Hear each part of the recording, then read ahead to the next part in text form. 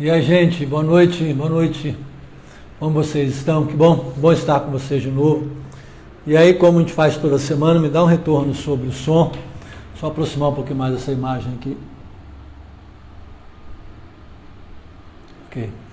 O som tá ok para vocês? Eu resolvi usar um microfonezinho menor de lapela, porque aí ele fica bem próximo. Acho que assim a gente vai ter uma qualidade melhor. Então me dá um retorno aí, por favor. Dá um toque no pessoal enquanto tem tempo ainda aí. Irmã Rosângela, Deus abençoe, querida. Irmão Luiz Carlos, Deus abençoe, irmão. Tão longe sempre com a gente. Flávia, boa noite, querida. Boa noite. Irmã Graça. Marlene, boa noite. Thelminha, boa noite. Bom ver vocês aí, bom estar com vocês. Mais um tempo de reflexão para todos nós. Ok? A gente hoje tem aí o capítulo de número 7, o caminho em João, e é claro, para nós o caminho é Jesus. Não um caminho, mas o caminho.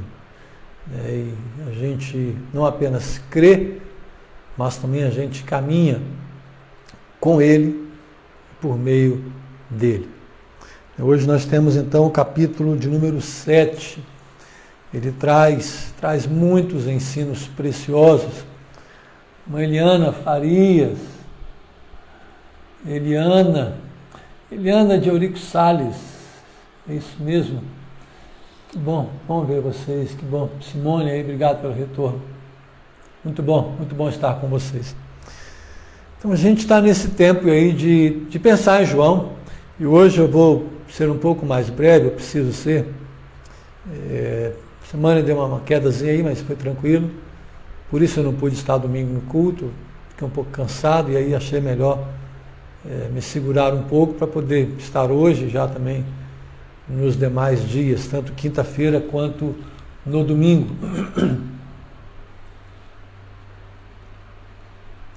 A gente tem muita coisa para tratar em João, mas eu entendi que deveria considerar com vocês apenas um ponto, porque ele já me acompanha há muito tempo e tem sido uma das minhas reflexões acerca do ministério, do trabalho aqui na igreja, de para onde o Senhor quer nos levar, para que direção, em que direção.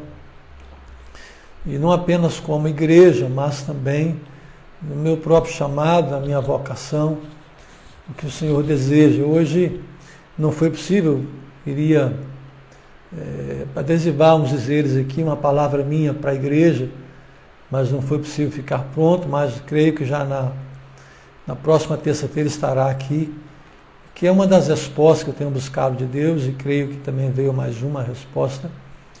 Desde que esse esgotamento, esse processo de início de depressão se instalou em mim, eu comecei a fazer muitas perguntas a Deus, e você sabe, eu tenho mais perguntas do que respostas, então eu tenho me ocupado disso, e algumas situações têm acontecido, eu estou entendendo como direção de Deus, não só para agora, mas também para os dias que estão por vir.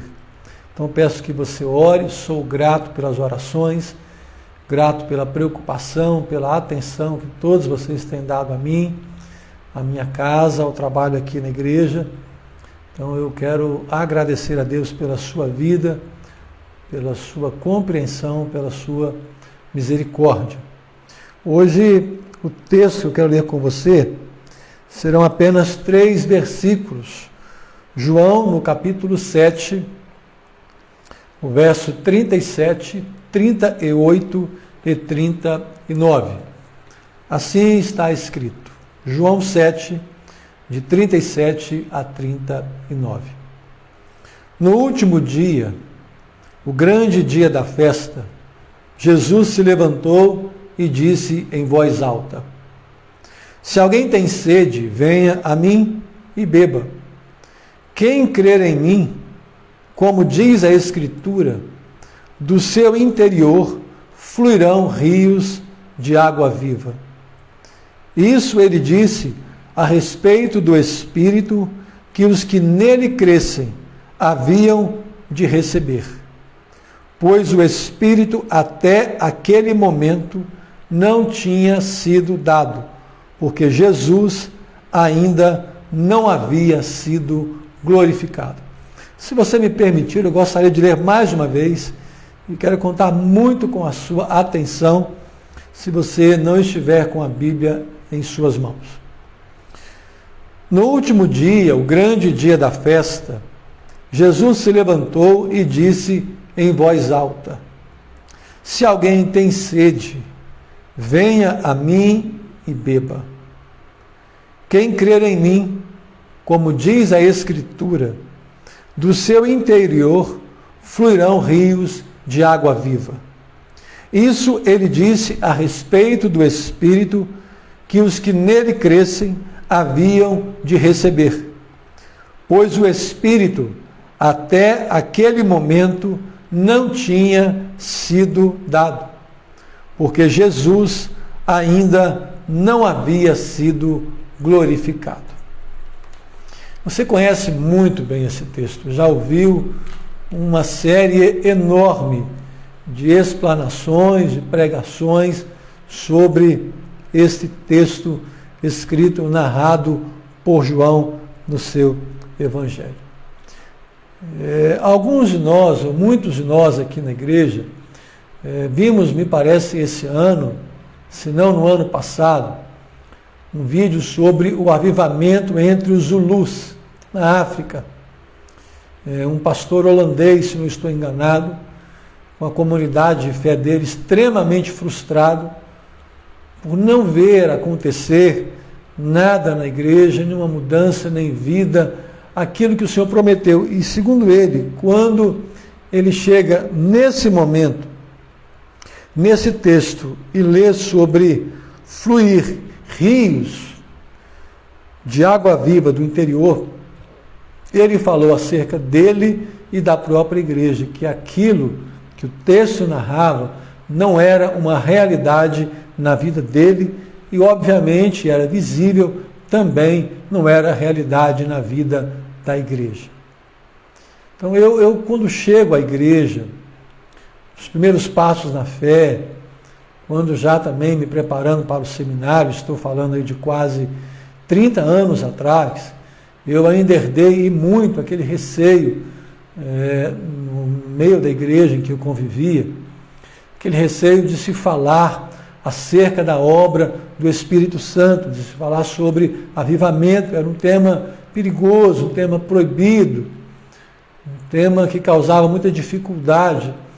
Então você tinha pouco material e muito do que você tinha nem sempre eram de fontes confiáveis. Gente que cavou, que mergulhou profundamente nas Escrituras e que tinha um grande conhecimento teológico, pelo menos os livros que eu tinha acesso. Então a gente cresceu valorizando muito o que é importante, a pregação da palavra, o estudo, o conhecimento teológico, o preparo de um bom sermão, de um bom estudo, uma doutrina bem apurada, e é claro, isso tem o seu lugar e tem a sua importância.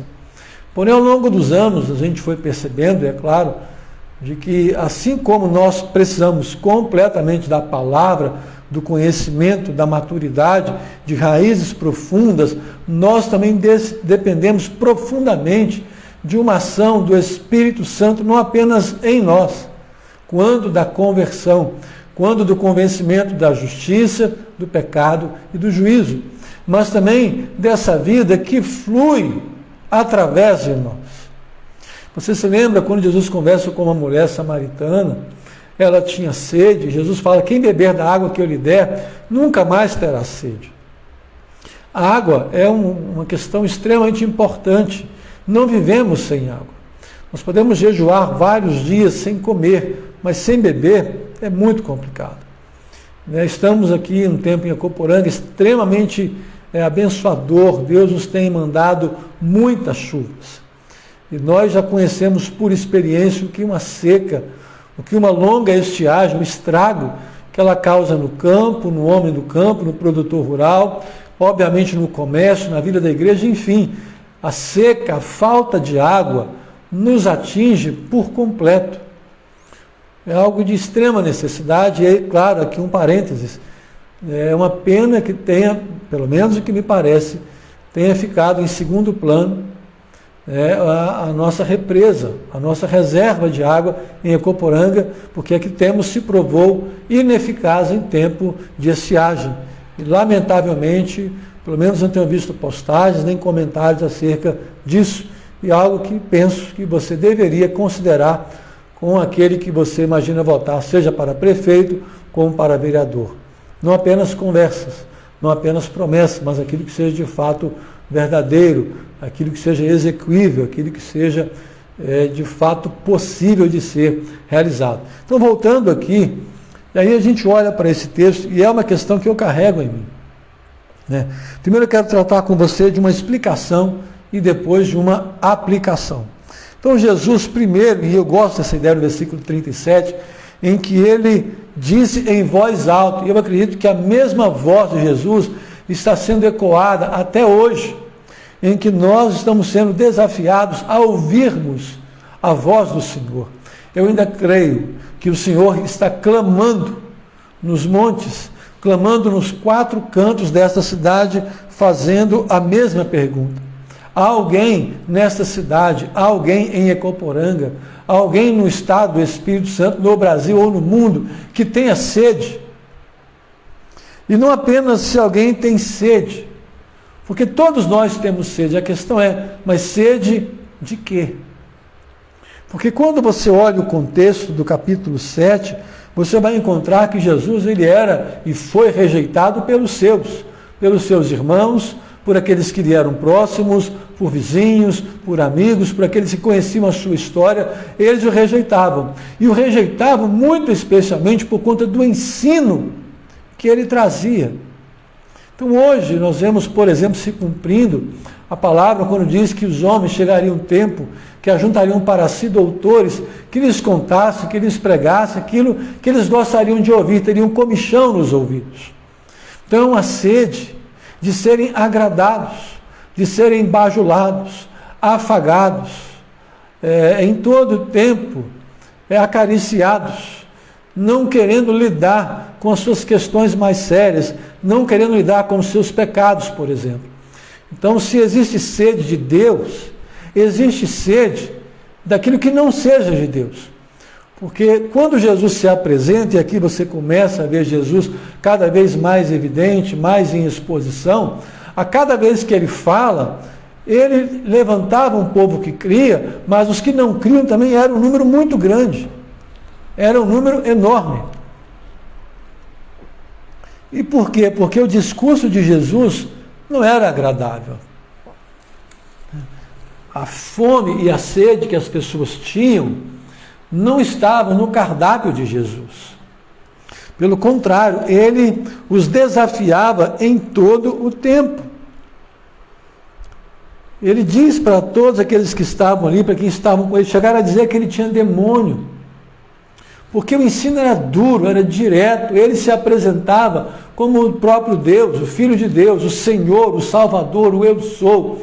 Então a palavra dele ia na direção oposta à expectativa das pessoas. Isso, claro, para nós como igreja é um alerta e um despertamento. Nós vamos em direção ao mundo não com aquilo que eles querem e esperam de nós receber, mas com aquilo que Deus nos mandou levar e oferecer. Muito embora, nem sempre aquilo que o Evangelho tem a ser oferecido por meio da minha vida e da sua como igreja, o mundo pode rejeitar, e se rejeitaram a Jesus, por que não rejeitariam também a nossa palavra?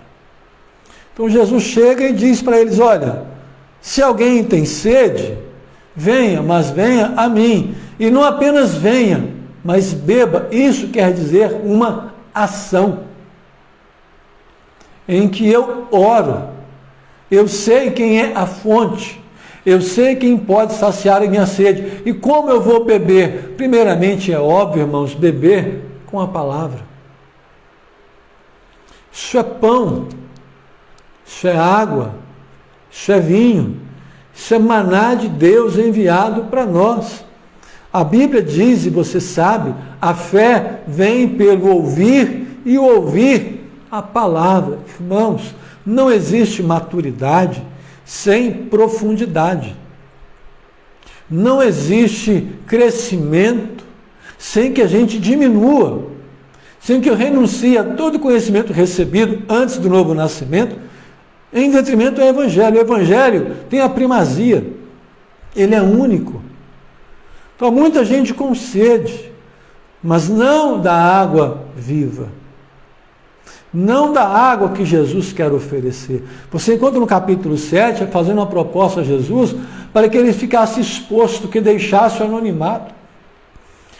E é um perigo muito grande, quantos no ministério, procurando os holofotes, procurando a pompa, quantos que por pastorearem, por exemplo, no interior, em um distrito, em uma comunidade pequena, uma cidade que não tem tanta importância, não se percebem como alguém de extrema importância, porque se Deus nos chamou, onde Ele nos plantou, é ali que nós iremos frutificar. É ali que iremos exercer o nosso chamado. Então não é onde eu estou, é se eu estou onde Deus determinou e se eu estou com Ele. Então é um convite para que eu e você bebamos da água viva e pura, que para nós é a perfeita revelação de Deus. E ela é infalível e a palavra é inerrante.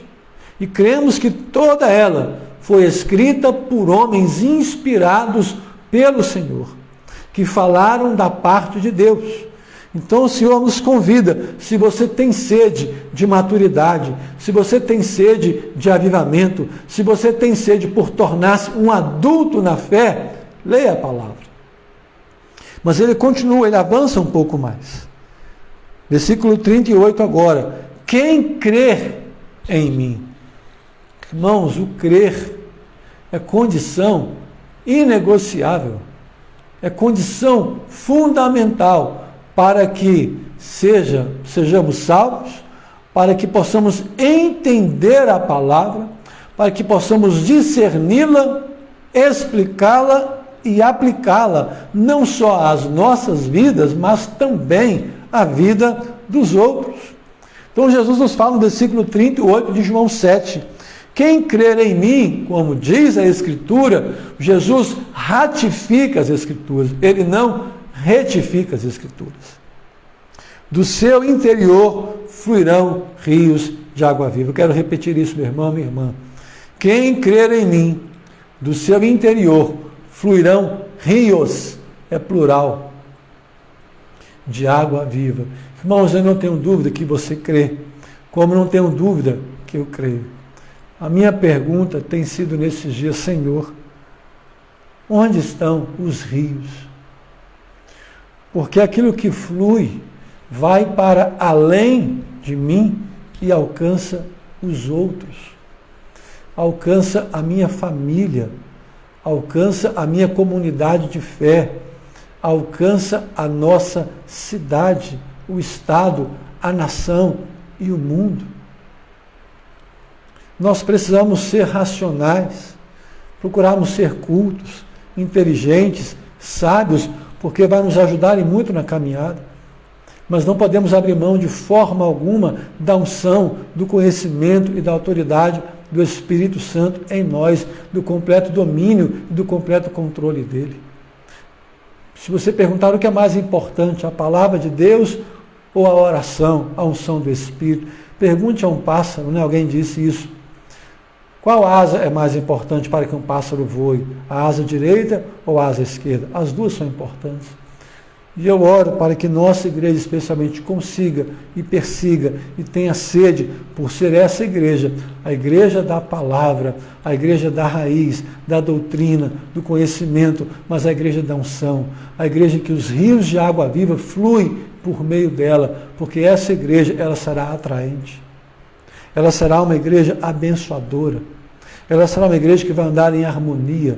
Ela vai atrair os de fora e ela vai buscar os de fora. É um desafio enorme em mim e em você, irmãos, e isso me angustia extremamente. Senhor, onde estão esses rios? Claro, a fonte que é Jesus. Mas se Ele prometeu, por que não estamos vendo, irmãos? Por que assistimos tantos posts que tratam apenas da nossa própria vida, das nossas conquistas, dos nossos sonhos, mas que não tratam do reino de Deus? Se os sinais do Espírito Santo seguirão os que creem, onde estão esses sinais, irmãos? Eu tenho lido, me permitam aqui a propaganda de um livro, estou começando a ler pela terceira vez, e não consegui sequer chegar à metade dele. Dr. Martin Lloyd Jones, O Batismo e os Dons do Espírito, Poder e Renovação segundo as Escrituras. Essa capa aqui. O Batismo e os Dons do Espírito, Martin Lloyd Jones. Eu quero referendar. Se você puder, compre esse livro. Ele é bem grande, são 450 páginas quase, mas é um ensinamento riquíssimo. Eu não sabia desse livro, especialmente porque me escreveu. Procure saber quem foi Dr. Martin Lloyd Jones, você vai ficar surpreso. Um homem extremamente culto, com uma palavra extremamente enriquecedora neste livro aqui. Então nós precisamos, irmãos, e essa é a minha oração, e você como minha ovelha, eu quero desafiar você a buscar essa harmonia entre a razão e o sobrenatural. Não é a nossa capacidade que vai mudar a vida dos outros. Nós precisamos afiar a nossa ferramenta, eu como pregador, como o pastor que ensina nesta igreja, você que serve algum ministério, afiar sua ferramenta, mas sabe, de nós mesmos, não temos nada para oferecer para ninguém. Você se lembra quando alguém pediu uma ajuda e a resposta que foi dada a ele, ouro e prata não temos, mas o que temos, isso te damos. Em nome de Jesus, levanta e anda. Então a minha oração, irmãos, é que desta igreja, a Igreja Batista em Coporanga, fluam rios de água viva, e eles possam fluir, é claro, não é naquele prédio, nem nesse prédio em que eu estou agora, mas é nós que somos a igreja do Senhor, quem crer. Quem crer. Então é tempo, e é o que eu tenho feito, de revisitar as minhas confissões de fé, as minhas declarações. Senhor, se eu creio, por que isso não aconteceu ainda? Quais são os impedimentos para que isso aconteça? E é claro, o versículo 39, ele vai explicar o que ele está falando. Olha o que ele diz. Isso, ele disse, isso o quê? Acerca de se crer e de se ter rios de água viva. Ele está tratando de quê? Ele explica. Ele disse isso a respeito do Espírito que os que nele crescem haviam de receber. Então nós cremos que quando recebemos Jesus como Senhor e Salvador, quando confessamos nossos pecados, reconhecemos que somos pecadores, somos pelo Espírito convencidos, repito, da justiça, do pecado e do juízo. Ele faz morada em nós. Nós somos selados com o Espírito Santo. Somos declarados filhos de Deus, segundo João capítulo 1, versículo 12. E tendo sido selados, e aí eu vou na direção de Dr. Martin Lloyd Jones, nós recebemos o Espírito Santo, isso é inegável. E agora nós vamos buscar o enchimento, a plenitude. Alguns pensam assim, eu nasci de novo, agora eu preciso receber o Espírito. Não. Diz a Bíblia, quem não tem o Espírito, esse tal não é dele. Então nós cremos sim, e repito, mais uma vez, tendo crido, eu recebo o Espírito Santo, mas ainda sou um menino na fé. Então eu preciso da palavra, eu preciso de estudo, eu preciso de alimento sólido para crescer em todo o tempo e aí sim receber a plenitude, o enchimento, que alguns chamam de batismo com o Espírito Santo, não tenho dificuldade com nenhuma dessas expressões. Ok? Disse a respeito do Espírito que os que nele crescem haviam de receber. Ouçam, pois o Espírito até aquele momento não tinha sido dado, porque Jesus ainda não tinha sido glorificado. Então você se lembra muito bem, você que me ouve, que está comigo há muito tempo, que no Velho Testamento, especialmente, o Espírito vinha, me perdoe, capacitava alguém para uma obra, por exemplo, os juízes ou os profetas, eles faziam um trabalho específico, o Espírito retornava ao Senhor e a pessoa retornava à sua vida normal. ao que era antes. Então era uma capacitação temporária que havia no Velho Testamento. No Novo Testamento a conversa é outra. Agora ele vem como morada. Mas quando isso se dá? Jesus explica aqui. Até aquele momento o Espírito não havia sido dado. E por que não havia sido dado? Porque Jesus ainda não havia sido glorificado. Lembra que ele diz isso? Ficai em Jerusalém, Atos, capítulo 1, se não estou enganado, até que do alto sejais revestidos de poder. E ele disse mais, quando eu for, eu vos enviarei o Consolador ou o Espírito Santo. Quando isso acontece? Atos, capítulo 2. Então, no nosso caso, essa palavra já se cumpriu. Nós já recebemos o Espírito Santo. Já somos morada do Espírito Santo. Mas, pastor, por que tanta infantilidade em nós? Por que tantos erros, tantos deslizes, tanta dificuldade de se entender o Evangelho, de se praticar o Evangelho? Muito provavelmente, creio que seja essa a questão, ainda estamos engateando na fé, ainda estamos tomando leite, quando, por conta dos anos na estrada, no caminho que é Jesus, já deveríamos estar buscando e procurando alimento sólido. Mais do que nunca se faz necessário, especialmente para esse tempo, que a gente não é separar as crianças dos adultos, mas é nos tornarmos adultos e buscarmos, por meio desse fluir de rio, de água viva, do Espírito Santo em nós, buscarmos os nossos irmãos em Cristo, prepará-los, discipulá-los, torná-los adultos e aptos para buscarem outros e prepararem outros. Mais do que nunca se faz urgente a obra do discipulado, irmãos. Infelizmente, alguns de nós fomos reféns e escravos de um ativismo louco. Tantas reuniões, tantos eventos, tantos ensaios, tantos programas que não resultaram em vidas transformadas e nem em vidas cheias do Espírito e nem mesmo de conhecimento. E será, é claro, a nossa luta para o próximo ano. Eu espero que assim possa acontecer. Então Jesus nos desafia nesse texto, irmãos, a mim e a você, a perseguirmos a maturidade. Que não virá por confissões, por frases prontas, nem por eu recebo, nem por me sentir arrepiado, nem por gritar e por orar em voz alta, por berrar. Não é nada disso. Não é isso que eu estou falando. Estou apelando à sua consciência e ao seu espírito, e ao mesmo tempo que é um apelo que chegou ao meu, de que a gente persiga a maturidade. Olhe o modelo de Jesus. Olhe como ele caminhou. Olhe como ele orava. Olhe como ele jejuava. Olhe como ele tratava a palavra. Olhe como ele apresentava a palavra. Como ele se relacionava com os que lhes eram próximos, como com aqueles que eram contrários ao Evangelho.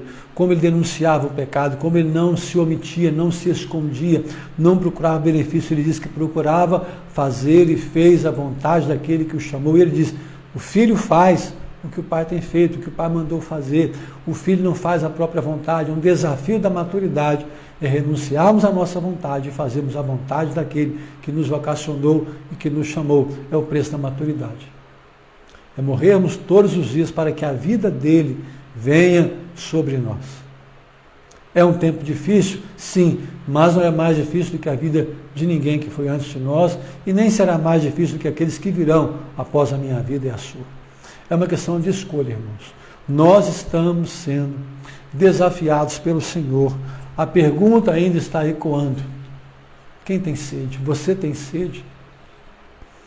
Onde estão os homens e as mulheres, o povo de Deus, que podem se levantar e afirmar que do seu interior fluem rios de água viva? Eu não sou um desses ainda, mas eu espero ser. É a minha oração, é o meu desejo, é o que eu preciso perseguir e lutando contra questões enormes no interior, na alma, lutando contra paixões, contra tentações, como você também enfrenta todos os dias. Nós estamos debaixo da mesma batalha, lutando a mesma guerra, mas temos o mesmo Senhor e Ele está profundamente interessado em nos abençoar, em mudar a nossa vida. Irmãos, essa é a minha palavra para você nessa noite. Eu não vou me demorar, minha garganta já tem mais de mês que ela está indo e vindo, falhando, mas nessa semana está bem pior, então eu vou procurar me segurar. Mas eu queria orar com você, depois eu quero dar uma palavra, alguns comunicados. Se você puder, ore comigo, vamos falar com Deus. Feche os teus olhos, quem sabe coloque diante do Senhor essa questão da sede da palavra, da sede do Espírito, de buscar ao Senhor. Vamos orar todos nós. Pai, nos ajude nesse tempo, Senhor. Aumente a nossa sede, meu Pai, a nossa fome. Não pelas coisas que perecem, não pelas glórias deste mundo, não pelo conforto, pela fama, pela ostentação, pelo status, por galgarmos qualquer degrau na escala social, nada disso, Senhor. Mas usa-nos como instrumento para glorificar o Teu nome. Eu creio que a Tua voz permanece a mesma, em voz alta, gritando, nos perguntando se há alguém com sede. Pai, dá-nos essa sede, Senhor. Dá-nos a sede de termos sede, a fome de termos fome. Lava-nos, Pai. Sonda o nosso coração. As muitas construções que nós mesmos levantamos para justificar a nossa frieza, o nosso afastamento, a nossa indiferença, procurando culpados e responsáveis quando a maturidade exige que a gente reconheça que nos afastamos por escolha pessoal, por uma escolha inteira. Tu sabes quem nós somos, Senhor, e queremos conhecer a Ti. Pai, olha por esse irmão, por essa irmã que está enfrentando lutas na fé, na caminhada, e renova o coração de cada um deles, Pai, renova esta igreja, renova o Teu povo que participa desse instante, desse tempo de palavra, e os que ainda estarão participando, Senhor, nos ajude. Toma a nossa cidade, o nosso estado, a nossa nação, tenha misericórdia, meu Pai, consola-nos e dirige a nossa vida. Nós oramos assim, em nome de Jesus. Amém, Deus. Amém. Queridos, algumas informações, eu citei aqui na fala, fiz menção daquele vídeo lá no YouTube. Então, se você puder, se tiver tempo, dá uma olhadinha lá. Avivamento entre os Zulus. Z-U-L-U-S. Avivamento entre os Zulus. Você tem isso lá no YouTube, é gratuito. Vale a pena você ver um documentário pequeno, mas extremamente enriquecedor. O livro, mais uma vez, Dr. Martin Lloyd Jones, O Batismo e os Dons do Espírito. Esse aqui eu comprei, é da editora Carisma. Vale a pena, eu de fato recomendo para você a leitura deste livro. Quero dar uma palavra também aos membros da igreja. Se você não é membro da igreja, me permita uma palavra curta agora direcionada à igreja. Irmãos, eu tenho andado afastado da igreja, apenas vindo pregar nos cultos, não tenho feito reunião com os ministérios, eventualmente falo com um ou outro, mas nada profundo. Teremos a reunião daqui a alguns dias, aí sim, vamos detalhar algumas coisas para o final do ano e no próximo ano. Então eu não sei, mas eu quero de antemão agradecer e fazer um apelo a você, meu irmão, minha irmã, acerca dos dízimos e das ofertas da igreja. Nós temos muitas responsabilidades, não conversei com o Ministério de Finanças, não tenho relatório deles, não verei relatório, mas eu estou crendo que você não deixou de dedicar o seu dízimo, a sua oferta, ou trazer ele aqui nos cultos, ou entregar na igreja, ou fazer transferência bancária, depósito. Nós temos muitas responsabilidades, meus irmãos, você sabe disso. Não apenas aqui na igreja, nós somos 5 congregações, nós temos o centro social, muita gente ligada ao trabalho, nós participamos do plano cooperativo, nossa igreja tem trabalho não só aqui no estado, nós ajudamos uma missionária na África, nossa igreja ela tem alcançado vidas, e isso tudo tem um custo também elevado para nós. Então faço um apelo a você, meu irmão, minha irmã, não retenha o que Deus tem dado a você. Nós cremos que dízimo é para hoje, ele é atual. Nós não pagamos, nós retribuímos, devolvemos aquilo que é do Senhor. Os demais, Ele nos permite usar e nos dá a sabedoria para usar. Então faço um apelo a você, se você tem falhado de alguma maneira, se você tem se esquecido, ou com dificuldade com o tempo, faça contato na secretaria da igreja, com alguém no Ministério de Finanças, eles vão até você, ou vão te dar um e-mail, todo culto nosso, você tem lá um QR Code, o número da conta. Então eu quero apelar à sua liberalidade, à sua fidelidade, porque nós temos de fato muitos compromissos Deus não deixou faltar nada até agora, Ele sempre nos surpreende, e sempre foi assim, creio que sempre será. Mas não fique de fora da colheita que o Senhor nos tem permitido fazer, como também de semear a semente na expectativa de uma colheita. Próximo ano teremos 2 grandes trabalhos na igreja, um no primeiro semestre, um no segundo semestre, já estamos trabalhando. A arte já está pronta, o material está pronto para a gente poder divulgar. O Carlos fez um trabalho fantástico, como Deus tem usado sempre a vida dele. Então, faço um apelo a você, a sua liberalidade quanto aos dízimos e as ofertas aqui na nossa igreja. Para terminarmos, quero lembrar a você, você já sabe, domingo nós teremos eleição no nosso país, eleição econômica, que eu disse, e tenho dito há tantos anos, não é nenhuma novidade, meu irmão, minha irmã, por misericórdia, não vote alguém porque te prometeu emprego, para garantir emprego, alguma vantagem pessoal. Isso é uma vergonha para o Evangelho. Votar por conveniência, não é para isso que o Senhor nos chamou. O Evangelho não nos permite ser assim. Uma outra questão, por favor, não participe de bate-boca, de discussão. Ao servo do Senhor não convém contender. Veja alguns posts, alguns recados na internet, alguns mal educados, gente que está na igreja, desrespeitando as pessoas, afrontando as autoridades. A Bíblia nos ordena a respeitar as autoridades, quer você goste dela ou não, nós temos que respeitar. O povo de Deus, a igreja, é um povo da ordem, é o povo da organização, do respeito, que entende o seu lugar, a sua posição, e que sabe que certas brigas são travadas no joelho, e outras também na urna. Está insatisfeito? Vote. Você não sabe em quem votar? Procure informações, olhe os candidatos da igreja, os nomes de todos eles, e não os da igreja, né? Os que estão aí, embora a igreja também tenha candidatos, mas não oficiais, tem membros que são candidatos, você pode votar neles, você pode votar em outro, é uma escolha sua. Mas, por favor, não vote pela conveniência, não é assim que funciona. Eu sou o pastor, a igreja vota em quem a igreja não vota, a igreja não tem candidatos, a igreja não apoia nenhum candidato. Você nunca me viu nesses anos todos, em janeiro faço 25 anos de ministério, nunca trouxe um candidato, nunca apresentei candidato à igreja e nunca o farei, que o Senhor me poupe desse pecado. Eu entendo que isso é pecado. Não posso usar da minha posição na igreja para influenciar alguém. Não é justo, não é decente que se faça isso. Então você tem liberdade de pedir votos para quem você quiser, mas o faça de modo respeitoso. Respeite quem pensa de maneira contrária a você. Não se intrometa em brigas, em questões. Moramos numa cidade pequena. Todo mundo conhece todo mundo, somos amigos. Não permita que a política separe você de alguém que você convive, de alguém que você ame. Nós temos que respeitar as pessoas. Pastor, você vai votar em quem? Um candidato que eu vou votar, eu não vou explicitar isso, não vou falar isso, não é justo, eu não vou desrespeitar você. Então, use sua rede social com sabedoria, como eu disse, procure o plano de governo, ouça as falas, veja qual é o papel de um vereador, o papel de um prefeito, procure se informar, o papel de um vice-prefeito, procure se informar, para que depois a gente não venha reclamar de algo ficou ruim, algo está ruim, enfim, não cabe a mim aqui dizer isso, mas você precisa entender. Então faço um apelo a você mais uma vez, não me traga candidatos aqui na igreja, não leve candidatos na minha casa, não funciona assim.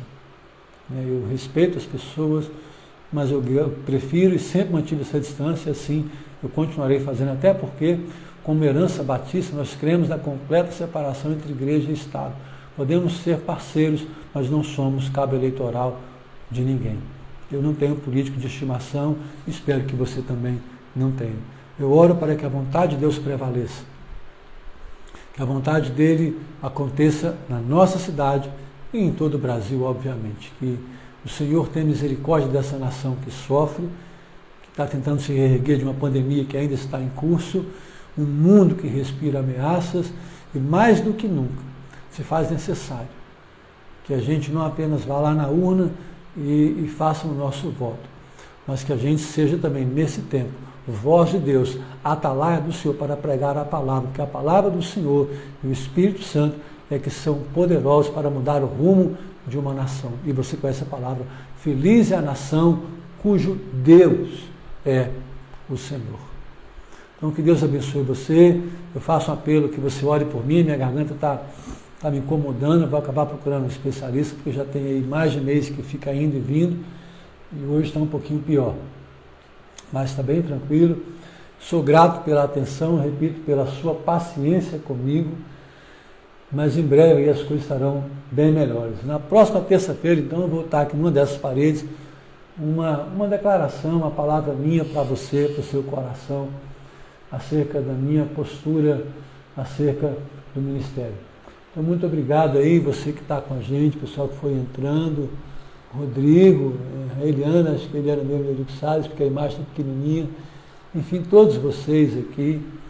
Me parece que a Pedrita está aí também, o Robes, muita gente que eu tenho saudade de ver, e eu espero então estar com você daqui a alguns dias. Deus abençoe você, porque abençoado e abençoada você é. Beijo no coração, Deus te abençoe, até daqui a pouco. Fique com Deus, gente, tudo de bom.